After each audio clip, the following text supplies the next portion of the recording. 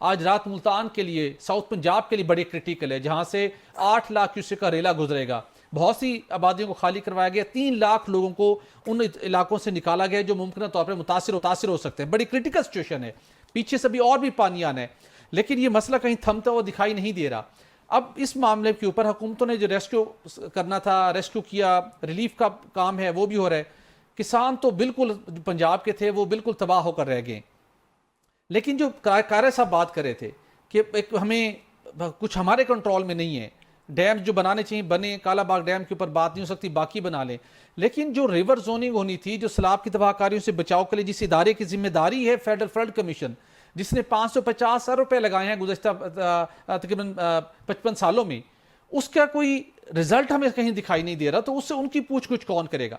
बहुत शुक्रिया, बड़े अहम सवालात आपने उठाए हैं। 3-4 सवालात में एक एक करके। पहले तो ये बताएं कि चेयरमैन फ्लड कमीशन जो हैं वो कुछ दिनों से, हमने लास्ट टाइम भी बात की थी, वो गायब हैं।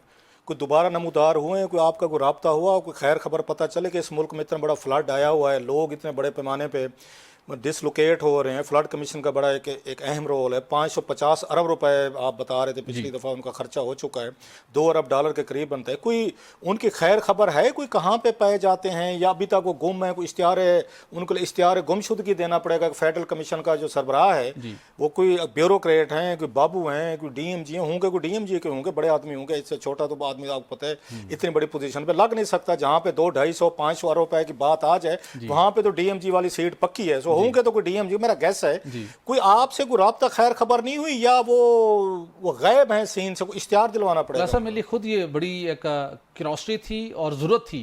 उनको मैंने रब्ता करने की कोशिश की, वो राब्ते में भी आए, उन्होंने ऑफिस का एड्रेस पूछा, मैंने उनको इनवाइट किया कि आप आइए सर, हम आपको वेलकम करेंगे, कौम आपसे सुनना चाहती है, कहीं तो आके बताएं कि आप कौम के पैसों से, आलमी बरादरी के पैसों से ये बंद हमने बनाया था, यहाँ पे आपको फिक्र की जरूरत नहीं है, यहाँ सैलाबी पानी नहीं आएगा, हमने ये इकदाम कर रहे हैं, हमने 2010 के तबाहकारियों से ये लेसन सीखा।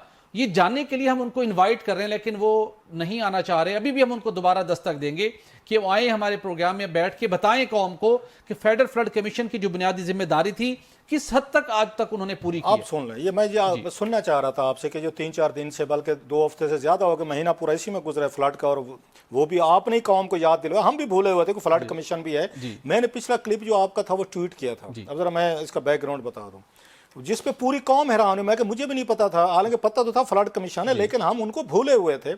उसको मैंने एक क्लिप को किया ट्वीट आपके प्रोग्राम को, और साथ में मैंने टैग किया जनाब प्राइम मिनिस्टर ऑफ पाकिस्तान को, शहबाज शरीफ साहब को, उनके ऑफिस को, और 8-10 और बड़े लोगों को जो हुकूमत में मैटर करते हैं। मेरा ये ख्याल था कि इसके बाद फ्लड कमीशन ऑफ पाकिस्तान को जाग जाना चाहिए था। आप उनकी दाद दें। ना वजीर आजम पाकिस्तान की प्रायोरिटी है, ना उनके दफ्तर ने पूछा, शहबाज शरीफ साहब के दफ्तर में किसी ने पूछा